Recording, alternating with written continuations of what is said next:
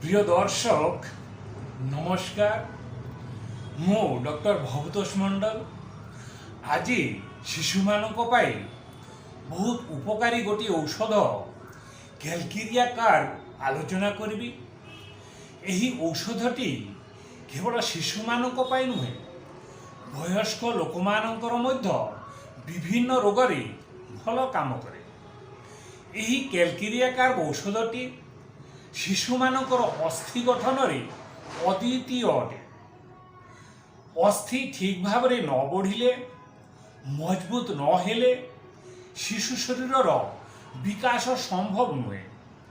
ଏହା ଯେ କେବଳ ଅସ୍ଥି ଗଠନରେ ସହାୟକ ହୁଏ ତାହା ନୁହେଁ। ଛୋଟ ଶିଶୁର ଏକମାତ୍ର ଖାଦ୍ୟ ମା କ୍ଷୀର, ତାହା ସେ ହଜମ କରିପାରେ ନାହିଁ। ମା କ୍ଷୀର ହେଉ ବା ବାହାର ଖାଦ୍ୟ, ସେଥିରେ ଥିବା କ୍ୟାଲସିୟମ ହଜମ କରିବାକୁ ସେ ଅକ୍ଷମ। ତେଣୁ ଖାଦ୍ୟରେ ଥିବା କ୍ୟାଲସିୟମ ଶିଶୁ ଶରୀର ପାଇପାରେ ନାହିଁ। ଫଳରେ ଶରୀରରେ କ୍ୟାଲସିୟମର ଅଭାବ ହେତୁ ଅସ୍ଥି ପୁଷ୍ଟି ଲାଭ କରିପାରେ ନାହିଁ। ମା କ୍ଷୀର ପିଇଲେ ହଜମ ହୁଏ ନାହିଁ। ଅମ୍ଳ ବାନ୍ତି ଓ ଅମ୍ଳ ଗନ୍ଧଯୁକ୍ତ ପତଳା ଝାଡ଼ା ହୁଏ। ଶିଶୁଟିକୁ ଧରିଲେ ମନେ ହୁଏ ଯେପରି ତା ଶରୀରରେ ହାଡ଼ ନାହିଁ, କେବଳ ନରମ ମାଂସ ପିଣ୍ଡୁଳାଟିଏ। ଶିଶୁଟି ବେଶ ମୋଟାସୋଟା ହୁଏ। ଶରୀରର ହାଡ଼ କୋମଳ ଓ ଦୁର୍ବଳ ଥିବା ହେତୁ ବସିବାକୁ ବା ଚାଲିବାକୁ ବିଳମ୍ବ ହୁଏ। ବସିଲେ ମଧ୍ୟ ସିଧା ହୋଇ ବସିପାରେ ନାହିଁ, କାରଣ ମେରୁଦଣ୍ଡ ହାଡ଼ ଦୁର୍ବଳ। ମୁଣ୍ଡ ଓଜନ ସମ୍ଭାଳି ପାରେ ନାହିଁ, ତେଣୁ ମୁଣ୍ଡଟି ଗୋଟିଏ ପାର୍ଶ୍ୱକୁ ଢଳି ପଡ଼େ। ଶିଶୁଟିର ମୁଣ୍ଡର ହାଡ଼ ମଧ୍ୟ କୋମଳ। ବ୍ରହ୍ମତାଳୁ ସହଜରେ ଟାଣ ହୁଏ ନାହିଁ। ଦାନ୍ତ ବିଳମ୍ବରେ ବାହାରେ। ଶିଶୁ ମୋଟା ଥିଲେ ମଧ୍ୟ ଭୀଷଣ ଦୁର୍ବଳ ଥାଏ। ଅତି ଅଳ୍ପରେ ତାକୁ ଥଣ୍ଡା ଧରେ।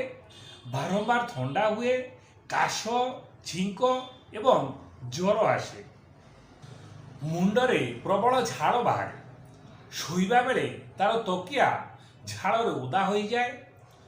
କ୍ୟାଲକିରିଆ କାର୍ଡ ରୋଗୀ ଅଣ୍ଡା ଖାଇବାକୁ ବହୁତ ଭଲ ପାଏ। ଶିଶୁଟି କଥା କହିବା, ଚାଲିବା, ଶିଖିବା, ବୁଝିବା ଆଦିରେ ବିଳମ୍ବ ହୁଏ। ଥଣ୍ଡା ପବନକୁ ବାହାରିଲେ ବା ଗାଧୋଇଲେ ତା ଶରୀର ଖରାପ ହୁଏ। ଏହି ସବୁ ଲକ୍ଷଣକୁ ଛାଡ଼ିଦେଲେ ଆହୁରି ବହୁତ ଲକ୍ଷଣ ଅଛି।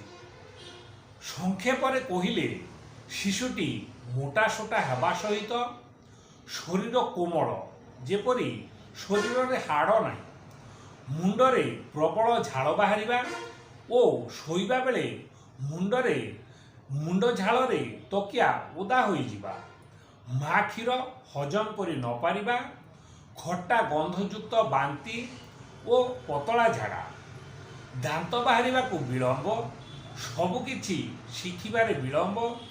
ଅଣ୍ଡା ଖାଇବାକୁ ପ୍ରବଳ ଇଚ୍ଛା ଆଦି ଲକ୍ଷଣ କୌଣସି ଶିଶୁଠାରେ ଦେଖିବାକୁ ପାଇଲେ କ୍ୟାଲକିରିଆ କାର୍ଡ 30 ଏକ ବୁନ୍ଦା ଔଷଧ 1 ଚାମଚ ବିଶୁଦ୍ଧ ପାଣି ସହିତ ମିଶାଇ ଦିନକୁ 3 ଥର ସେବନ କରାଇଲେ ଶିଶୁର କେବଳ ଅସ୍ଥି ସମସ୍ୟା ନୁହେଁ, ତା ଶରୀରରେ ଥିବା ସମସ୍ତ ପ୍ରକାର ସମସ୍ୟା ଅତି ଶୀଘ୍ର ଓ ଅତି ସହଜରେ ସବୁଦିନ ପାଇଁ ଦୂର ହୋଇଯିବ।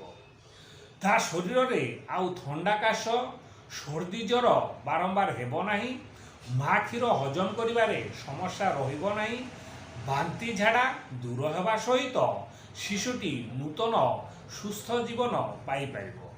ପ୍ରିୟ ଦର୍ଶକ, ଆମର ଏହି ଭିଡ଼ିଓଟି ଆପଣମାନଙ୍କୁ ଭଲ ଲାଗିଥିଲେ ଏହି ଭିଡ଼ିଓଟିକୁ ଲାଇକ୍ ଓ ସେୟାର କରନ୍ତୁ ଏବଂ ଆପଣ ଆମ ଚ୍ୟାନେଲର ନୂତନ ଦର୍ଶକ ହୋଇଥିଲେ ପରବର୍ତ୍ତୀ ଭିଡ଼ିଓ ଗୁଡ଼ିକୁ ପାଇବା ପାଇଁ ଏହି ଚ୍ୟାନେଲଟିକୁ ସବସ୍କ୍ରାଇବ୍ ମଧ୍ୟ କରନ୍ତୁ।